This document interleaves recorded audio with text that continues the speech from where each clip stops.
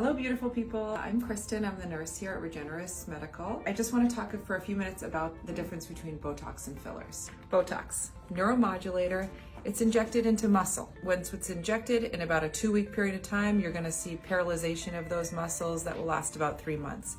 It's going to help tremendously. Fine lines, wrinkles, unwanted lines, forehead, around the eyes, a little bit here between the eyes, chef's kiss. Filler. This is a 1 cc syringe.